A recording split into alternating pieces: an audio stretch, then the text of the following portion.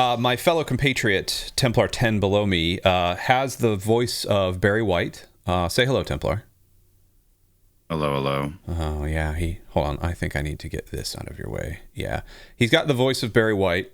And he has the camera now of like an Instagram influencer.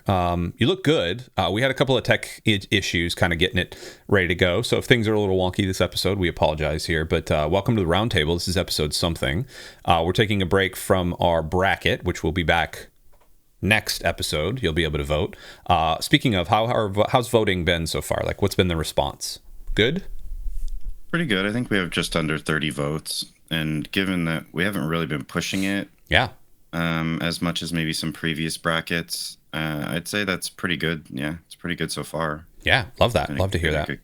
Good response. Yeah. So we're going to keep talking about the bracket. So if you are part of our Lux Digital Church Discord, you will be seeing that as well. If you're not part of our Discord, then what the heck are you waiting for? Go join a Discord full of hundreds of loonies like us that love talking video games and board games and nerd stuff. And we talk about Jesus, and we talk about like sports sometimes and fitness sometimes. We talk about everything. We talk about everything. So go join the Discord. It's in the links below. We're not going to be talking about Discord today, however. If you've been part of really the social media landscape and the gaming landscape for the last 5 years, you've probably heard of something called the Nintendo Switch 2 that should be coming. And Nintendo did it. They finally did it, Templar. Congratulations to Nintendo. They're releasing the Switch 2 in June. And with that came a raft of specs and a Treehouse stream where everyone was yelling at them about the price, which I thought was very funny, and we can get into that in a little bit. But there's a whole lot of specs and things, and you don't need us to talk about those specs because, just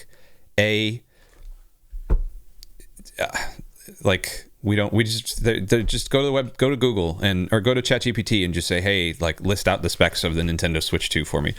And we don't need to talk about the games that are coming out, although the Mario Kart game looks pretty cool. But this actually led into a discussion and kind of a thing that was happening in our Discord. And we'll get to that in just a minute. But Templar, how, on a scale of 1 to 10, how excited are you for the Switch 2? 10 being like, I'm going to sell my house and camp out to buy one. And 1 being like, I don't know, I would rather have a root canal. Like a 6, probably. Oh, like okay. I have some interest in it. I had a Switch, the first gen one, right? And I enjoyed it. I sold it because I didn't play it enough. In hindsight, I probably didn't need to do that. I still had enough enjoyment with it here and there, especially like Mario Maker. I enjoyed. Ooh. I liked playing through all the different levels and the different styles. I thought that was a good time. I didn't play a lot else on it, which is ultimately why I sold it, but. Yeah, somewhat. I mean, will I buy a Switch 2? Not right away. Maybe down the road at some point, though. I still do appreciate it. At the time in my life when I purchased the first one, I was also traveling a lot. So it sort of made sense to have one, where now I don't really travel a lot. And so I would probably just have it hooked up to a TV all the time, which is fine. There's nothing wrong with that. But, it is a console that really feels like if you commute, if you like take the bus, if you like regularly fly, or like if you can bring it with you, I feel like you're really kind of getting the most out of it. And otherwise it's just a tethered, might as well be a PS5 or something, right? Yep. If you just have it hooked up all the time, which even the new one I imagine is not going to compare that well to like the PS5 and the Xbox and that in terms of like graphical things and that. But I mean, although that's never been Nintendo's, they always just have their own niche in terms of gameplay and stuff anyway. So like new Nintendo Switch games would probably run on like a 360. So anyway, all that to say, like reasonably, and something that like once the initial hype has died down, I might, if I have the money, I might end up investing in it. I have some interest. Sure. And there's definitely an interest. The thing that everybody's been reacting to, I guess, and we can just kind of dump into it, is pricing. Now, the Switch 2 right now in the United States is launching June 5th at $449.99, so $450.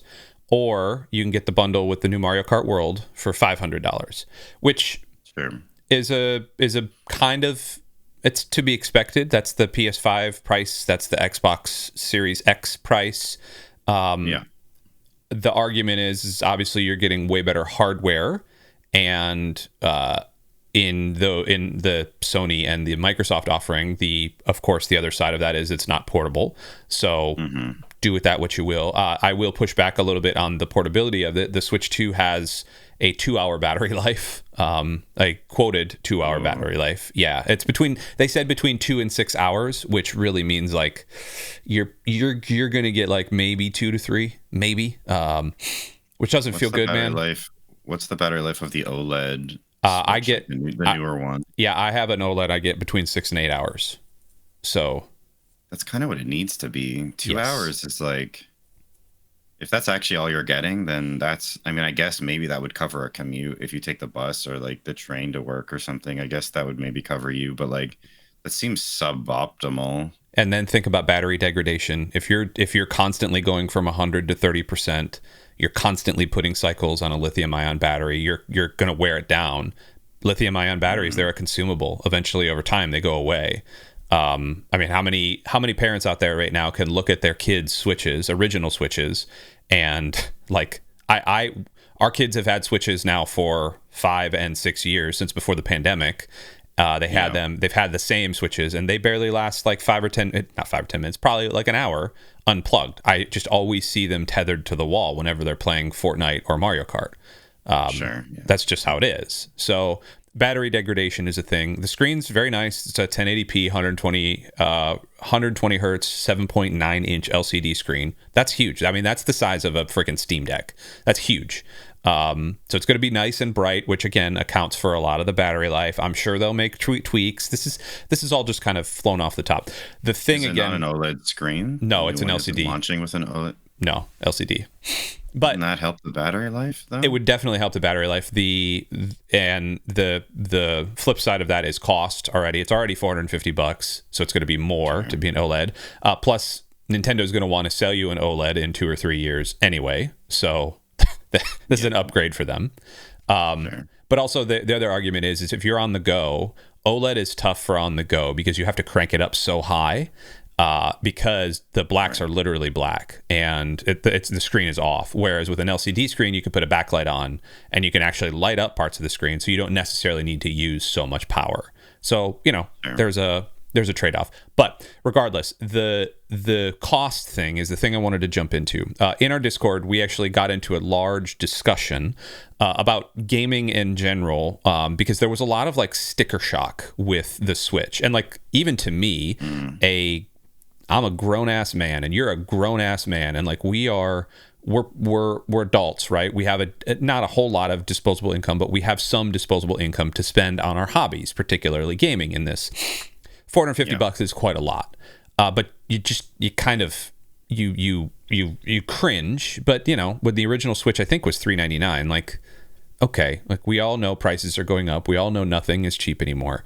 But the thing that is getting a lot of people is games are rumored and actually looking to be starting at $80 for digital releases and between $90 and $100 for physical releases. That's just what's being rumored right now. Now, Mario Kart, the newest Mario Kart World. This is new. Holy stink. This is new as of 26 minutes ago. Wow. This is breaking freaking news. Nintendo delays Switch 2 pre-orders over tariff concerns. It was not that. They were originally, pre-orders were going to start on April 9th. Wow. Yeah, well, they're probably I assume they're made in China. So, yeah, I guess they would be impacted by the tariff issue. So, yeah, that makes sense. If it's supposed to launch in June, I mean, I would hope the tariff thing is resolved by June, but I guess you never know. Well, but they were going to start pre-orders on the 9th. So that's interesting. Anyway, threw me for a loop there. But we got into a discussion about games themselves. And there was a lot of pushback, and somebody in our Discord was saying, hey, this is just Nintendo trying to rip you off. And I made the point that twofold. Number one, gaming is going to be expensive no matter what. Whether you're a PC gamer or whether you're a console gamer, it's expensive. Games when you and I were growing up, in particular, in the 90s and early 2000s, games started getting cheaper around the end of the 90s, but particularly in the Super Nintendo and the Sega Genesis era, which was my kind of heyday, it was games were anywhere between $80 and $100 then, and adjusted for inflation, that's like $150 to $200, at least in the US. That's a lot of money for a game that, particularly in a lot of those cartridge games, you were getting 6 to 8 hours of gameplay. Maybe if you were playing like a Chrono Trigger or a Chrono Cross or like a Final Fantasy, you were getting 10 to 15 hours, but really you're not getting the hour value. Whereas now you pay $70 for Assassin's Creed Shadows and you can play that game apparently 150 hours. So the value is there. Again, this is not me stumping for $80 to $100 games. We're also seeing the advent of the $100 price point coming back. GTA 6 is rumored to be going to be the first standard edition game to be priced at $100 in a long time, and all these other things. Like that's rumored to be coming. And so I made the point of PC gaming is growing. It's no wonder that PC gaming is growing. It's no wonder that indie development is becoming more and more huge. Console gaming is going to come at a price. You can't overcome some of the hardware limitations, and to develop for a console, you need to put more man hours, more assets, and more time, which equals more money to the end consumer. Us, the video game player.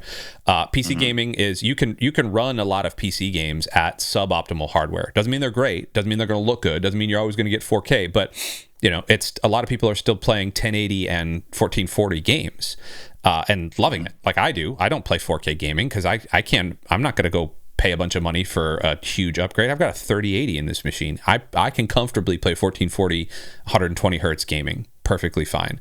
I'm going to let you talk here in a second. I'm sorry. I'm just rambling. The last little piece of this is that people are blowing up because social media is saying, hey, you need to blow up about this. And if you step back and think rationally about it, yeah, it sucks. But A, everything in the world is getting more expensive. C, eggs. Eggs are $8 and $9 a dozen down here in Florida. And B, the cost for a lot of these games being developed are now going to be influenced by such things as tariffs, as workers being laid off, as all of these other things. The industry has been on a downturn for years. The only way that it goes back up is charging people, scrubs like you and I, more money. You made an interesting point about Canadian video game prices. Walk me through where you were headed with that. Yeah, I mean, this conversation is interesting, I guess, just if in the American context for what people pay there. Like for what people pay in Canada, I was looking it up because I don't really buy new games anymore. But like F1, the new F1 game for the PS5 is $89 in Canada to pre-order already. So like with tax, that's already $100. You're already paying just over $100 because tax is like 15-ish%. So you're already paying $100 for a new game in Canada. So if they price GTA 6 at $100 American, like if it's $99.99 American, it'll be like $120 here. And some of that is just exchange rate, I guess, but like also we just tend to get the short end of the stick with a lot of these things. So these prices have already existed in Canada. I mean, it's been like that for some time, that if you wanted to buy a new game, it would be like, sometimes it'd be like $79.99. So you'd be looking at like just over $80, but you'd be looking at just around 90 with taxes, because it's about 80 plus tax then. So it's already been in this price range for a while in Canada. For me, like that's already been enough that in most cases, unless there's something that's really great, and because you mentioned the kind of downward turn that the industry has been on in general, which is a topic we've sort of had on the back burner that we've been wanting to talk about at some point on the roundtable. Yeah. The sort of current state of AAA game development. But there's never been a guarantee exactly, but I feel like the odds are not in my favor buying a AAA game that I'm going to get a great experience or that it's going to be like worthwhile. It just doesn't, I don't feel like the odds are in my favor for it for the most part anymore. So if you're asking me to spend $90 or now, like if you're asking me to spend $120, like no. Yeah. I like, even if the game is great, I'm not spending $120. I'm sorry. Like that's not going to happen for me. Like I whether I have the disposable income or not, like that's not going to happen because I doubt I'm going to get that kind of value out of it. I mean, this is also, we could point to the larger trend of going towards live service, which also justifies price increases for studios, right? Because if they can say, oh, well, we're delivering you, it's not just a single player experience that even if say it's like 30 or 50 hours or something, it's endless essentially because we're going to give you seasons and battle passes and all this stuff and you're going to get years of content out of it. It's like, well, yeah, I guess you can justify more than assuming someone actually does that. But so I don't know if it's part of that trend. If they change the prices, you mentioned that the digital price might be different from the physical price. I mean, that's a death knell for physical games if that ends up being the case. That's like been one thing with books. I mean, I've been reading a lot this year, and the price of a physical book is usually pretty much the same as a book on like Kindle, which is one thing that's helped keep physical books alive is because there's no real monetary benefit for the most part in buying a book on Kindle. And it's largely been the same for gaming. The prices are the same, which actually kind of benefits the physical game that way because you're not buying a license. You're buying at least a physical copy. I mean, maybe it is still works out that you're sort of buying a license, but you shouldn't be at the same kind of risk of losing access to it in theory that way. If they change it so that digital stuff is cheaper, then that's like the end. That's the beginning of the end for physical media, physical games. I'm going to be honest. Like I've had a tough time in the last week, maybe 2 weeks anyway. There's been a lot of obviously instability all across the world, especially in the United States and Canada and Mexico. Like we'll call spade a spade. And this is not, we're not getting political. It's just, there's instability.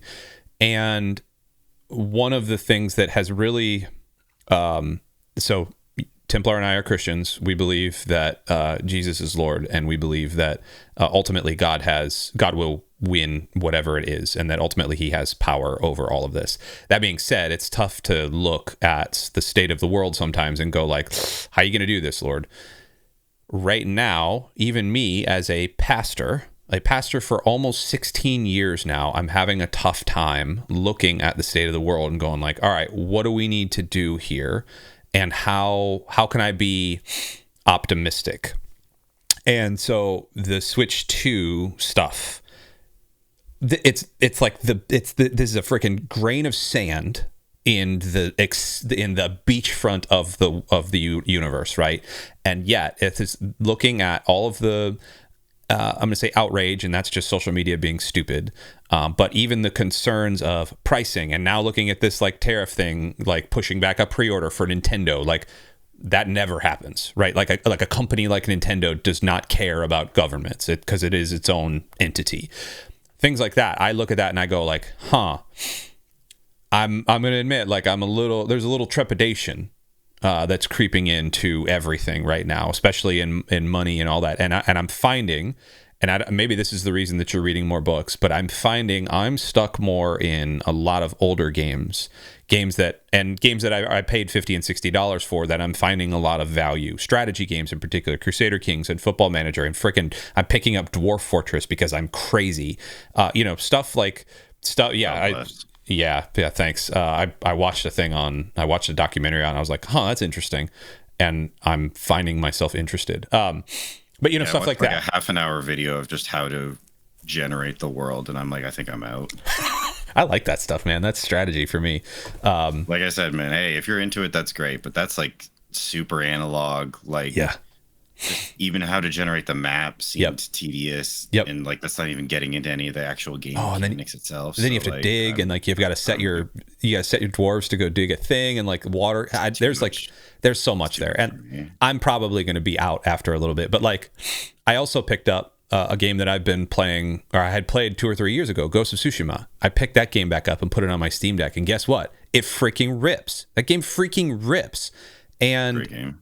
It's a great game. It looks great, sounds great, plays great. I've got a Steam Deck. That's why I just pulled up the Steam Deck. Like I would rather buy a Steam Deck at what, $50 more. How much is the Steam Deck right now? The Steam Deck OLED is $549, so $100 more for better hardware than a Nintendo Switch 2, for a bit smaller of a screen, but it's OLED. Or I could pay $50 less for the LCD version, and essentially have the same hardware as a Nintendo Switch 2, and I get all my Steam library. Like there's a value add there. So this makes me a little less nervous. Although the Steam Deck 2, the Steam Deck is what, 2 years old now. Like the Steam Deck 2 is gonna be $800. Just that's the way of the world. I don't know. Like I'm blathering a little bit because like I'm finding myself trying to. This is the first time in a long time that I'm not trying to justify gaming, and instead I'm looking towards like, hey, maybe I should try to get interested in something else. Are you feeling that? Is that why you started reading books, or is that just more of like a, hey, I'm interested in these now? I just tend to go through cycles with things. So like I'll be really into reading for a while. I want to try to maintain it at least somewhat. So even if I do kind of start losing interest, I do want to try to keep up sort of reading generally. But no, I just go through phases with things. So that's more why I'm not as pessimistic about the state of the world as a lot of people seem to be. And certainly a lot of people are very riled up in Canada. Again, we don't need to get into all of it, but I just feel like people are stressing themselves out unnecessarily over things. Yeah. And, there are issues and there are crises and whatever, but I just don't. I'm not as disturbed, I guess, by it as a lot of people seem to be. Like, I think things will settle down. Give it a couple months and things will settle down. And, maybe there'll be a bit of a new normal. Like, maybe some relationships will change and that sort of thing. But I think we'll be all right. So, I don't know. And on that front, I'm not as sort of pessimistic. In terms of gaming, generally speaking, I mean, I tend towards established stuff that I know I like anyway. And I've been one for RTS and sort of 4K style or 4K-ish style gaming anyway. So like I always have like Total War Warhammer 3 installed. I usually have Hearts of Iron 4 installed. Good game. So every once in a while, if I feel like it, I'll just go back. I'll just circle around to something like that. And then I play ARAMs here and there. So, I keep it pretty chill. Like I'm always interested in new RPGs and like, long types of games. But also when they say like Shadows is 150 hours, I don't believe them. At least that it's not 150 hours of content that you're going to actually want to do. Right. Because like Odyssey was like 200 hours of content, but like 100 of it was just repeating the same stuff again and again and again. So like it wasn't 200 hours of content that I was interested in pursuing. And if anything, there was actually too much content in that game, which is strange to say. And I wonder if Shadows is sort of similar. That there is a bunch of stuff you can do, but is it stuff that I want to do? I don't know. This episode, I feel like, is kind of all over the place. So money-wise, I mean, I don't like the direction, but it's not going to change a lot for me because I already don't buy many new games at all. So, I had PlayStation Plus. I canceled that because they jacked the price way up on that. Yep. And so I dropped that. Yep. I let Game Pass go because I wasn't using it enough. So I've just sort of accepted that I'm probably just not going to be as plugged in when it comes to new games. And that's kind of okay. If there's something that really does rise to the surface and as a AAA game, great. I mean, if Dragon Age or Dragon Age, if BioWare can pull their head out of various things and like get their act together and their new Mass Effect game is great, then like, hey, maybe I'll pull the trigger on that. I'm not optimistic that that's going to be the case, but also it seems like it's been kind of a renaissance for indie games over the last like 5 years. Yeah. And like in a world of $100 games or $120 games here, hit me with that $30 indie game, man. Like if I can find something great that's like 30 or $50 even, that's just a great experience. Like I feel like that is only just going to grow more and more and more. Then this feels, it does. I agree that prices have increased, and I'm not of the mind that like everyone is out to get me, because that has been the narrative with a lot of things in the world, like in terms of grocery stores and all sorts of things. And again, we don't need to get into all that. There's always going to be some amount of corporate greed, like that's unavoidable. Yep. But some amount of it is also just the situation and like how much is being invested in these games. And I do wish that the AAA studios would maybe use better decision making in terms of how they invest their money. And I think a lot of maybe the necessity to jack up prices has been due to losses that they've incurred due to their own poor decision making. So in that sense, like that is somewhat a situation they created for themselves. It was also kind of inevitable. Everything gets more expensive, and that's just the way it is. But beyond that, I just think people will turn more towards indie stuff, and people will just invest more in that, and that's just going to continue to grow. And I think that's cool. Like that's fine.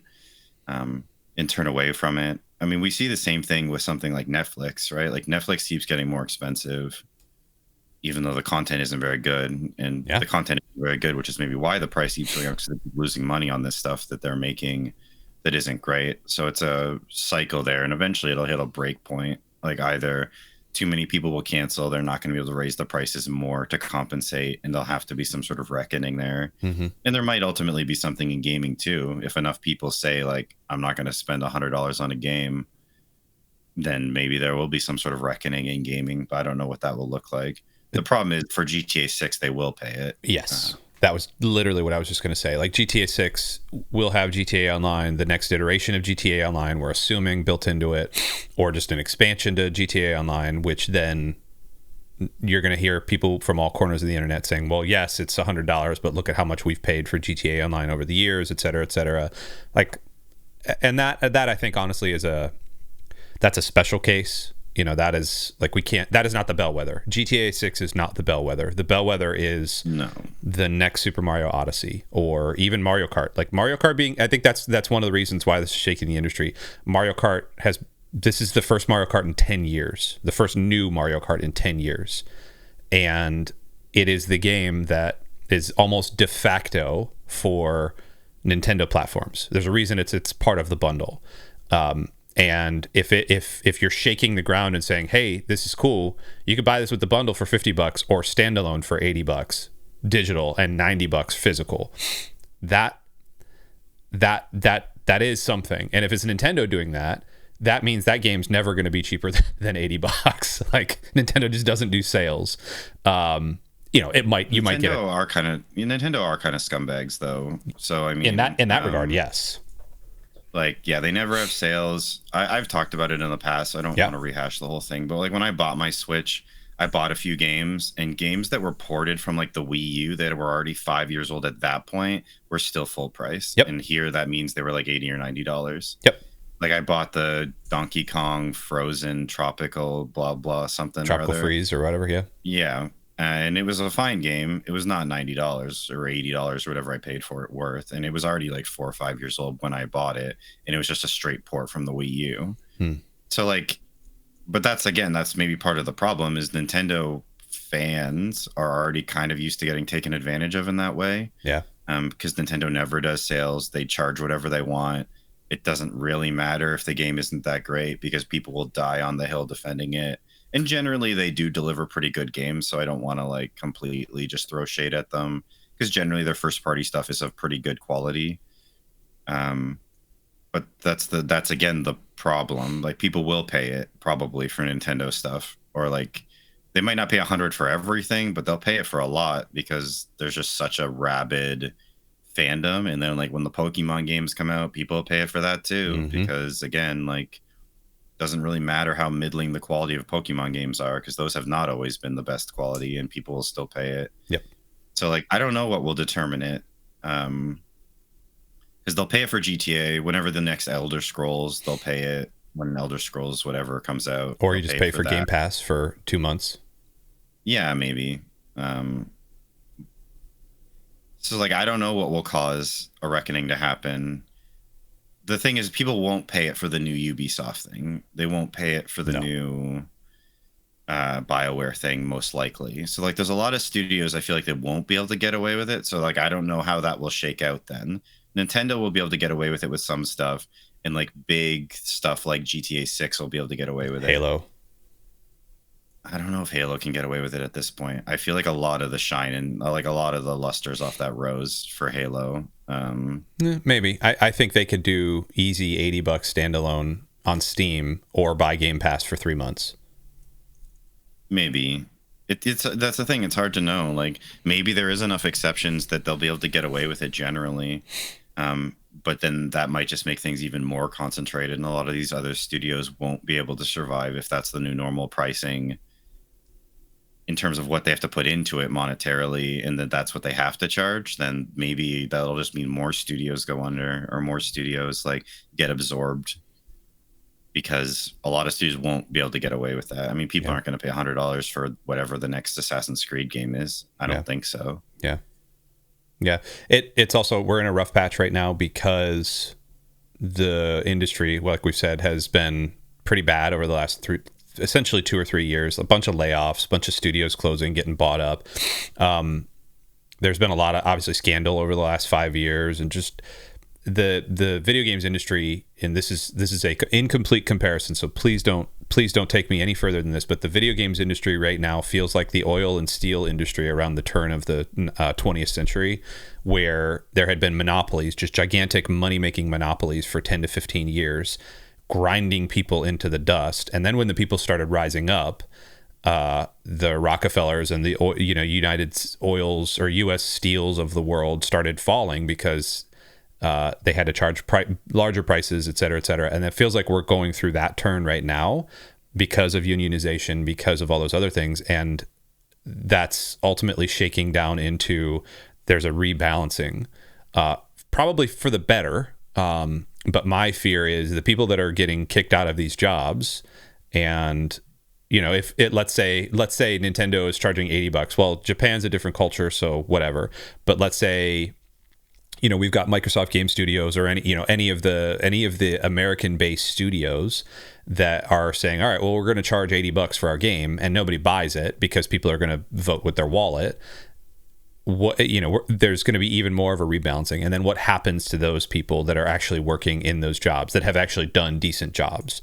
That's the scary part for me. And that's a little bit of back to my pessimism of like, all right, well, how do we as the church, but also how do we just as like good people, how do we support that without saying like, all right, here's $80 of my money for your crap game? So I don't know the answer to that one. You don't? I mean, people who work at companies pay the consequences for the decision of people above them, right? Yeah. I mean, that is late stage capitalism at its core, right? That is just how. I mean, they benefit when things go well. Sure. Maybe. Sure. At least not. I'm not going to stand here and like have some debate about capitalism, but like, yeah, like executives make decisions, and I think generally speaking, as I've said, they've made very poor ones. A lot of the big developers have made quite poor decisions over the last and focused on things that people don't care about in lieu of things they do care about, like storytelling, gameplay, good writing. And the quality of games has decreased while the price of games is increasing, and that's not sustainable. Yep. So that's going to mean a lot of people a lot of people already have lost their jobs, and it means more likely also will. I mean, Ubisoft is in major crisis. Like, yep. Shadows has done okay, but not nearly well enough, I don't think, to save them. No. So they're in real crisis. And does it suck that someone who was like a coder or like whatever on Assassin's Creed Shadows is going to lose their job because executives couldn't read the market? Yeah, it does. Yep. It's going to happen, though. So I don't know what the new gaming landscape is going to look like after all of this goes down. Probably not better, honestly, because more of these are just going to get absorbed by bigger companies. And there might be more indie developers that get, that get some success, and that'll be good. But yeah, unfortunately, a lot of people are not gonna survive it, at least at their current jobs, and then maybe they go create their own little companies and make their own little games, and maybe that's the way things go for a while, that there's a couple big titles that can kind of justify, or like at least people that will be willing to pay these exorbitant prices, and then the rest of it is just indie stuff that's like 30 or 50 bucks that people play. Also, it just means people buy less games a year, right? I mean, that's obviously true. You have your Game Passes and your PlayStation Pluses and those sorts of things, and those generally, like, the value of Game Pass is pretty good overall if you're using it regularly. But if people are going to buy games, it just means, like, instead of maybe they used to buy 4 or 5 games or more games a year, now they buy like 3 games a year. Yep. So then that's tough, because then you're going to sell fewer copies. Yeah. We should probably wrap this episode. Last little bit. Cyberpunk 2077 is coming to the Switch too. How do you feel about that? I mean, they've hammered out all the issues with it now, or at least most of them. It's in a pretty good state. I keep intending to go back, and I've started that game like 6 times and like got varying degrees into it. It's kind of like a Baldur's Gate 3 situation for me with that game. And it's pretty good, and it's in pretty good state now. I didn't play the DLC or anything, so maybe one of these days I'll actually just buckle down and just play through the whole game. It's fine. I'm sure it can do it. I mean, it was running on like the PS4 and stuff, so God bless them. If they think they can port it and it will run well, then great. Yeah. They've had enough time at this point, so I mean, I feel like hopefully they've got it figured out. I mean, that game is pretty good. Like, it ended up being a really good game. It just took like 3 years or whatever to get it there. Did you beat it? No, I never finished it. I got reasonably far in it on a couple of my playthroughs, and then but they've also completely changed it so much. Like, they've overhauled all of the like upgrade systems and all of the like bonuses. I forget what they're all called, but like all the installs like for your tech and like all of that. So like, I don't even know if I can go back to some of those saves now. Like, I think I'd almost have to start over. But yeah, I mean, they got there eventually, and that's cool. If it runs well, that'll be a cool one. But the battery's going to last like 30 minutes. Oh, if you try to actually play it on the go, I think. Yeah. There's just too much going on in that game. Yeah, and I think it's rumored to have the NVIDIA DLSS thing for like upscaling and frame doubling and all that. So it could be like a blurry, smeary mess, which then is just going to insult to injury.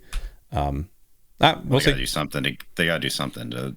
I mean, they have to use whatever tricks they can to get it to run on less powerful hardware, right? Yeah. Although, if you could put Tears of the Kingdom on the original Switch and have it run at least 30 frames a second, I trust Nintendo's engineers to do something, because that game, I don't know how your Switch just didn't catch on fire the second you loaded into it.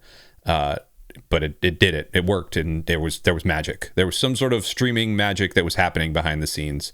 So I mean, I feel like the hardest part for games like Tears is like the physics stuff, because there's all sorts of crazy stuff you can do. That's what I'm saying. Building and crazy contraptions and stuff. Like, graphically, it's not. No. I think the art. I think the art style keeps it from being particularly rough graphically. Sure, but like the fact that you could create these big, just gigantic death machines and just have them existing in the world, like that's fascinating to me how they did that.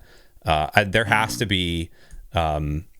There needs to be a documentary on how the engineers actually did that thing, because they deserve a Nobel Peace Prize. Like, give them like all of the energy crisis of the world and see if they can solve it, because they frickin' did it with essentially 2 GameCubes duct taped together. That's all the hardware is. So I don't know, man. We should probably wrap this episode. Anything else before we get out of here? No, I think that's it for me. We're done pontificating about money. Thanks so much for joining us on this journey. Whatever your comments are, if you've made it this far, leave them at the bottom. If not, leave them in the comments below. If not, come join our Discord and jump into the general gaming or the tech discussion channel, where you too can have your voice be heard by a bunch of people that were going to laugh at you and then give you a hug. It's a totally fun time. welcome to the Lux Discord server. Until then, for Templar, this is Chino Mage. We love you. We'll see you next time. Bye bye.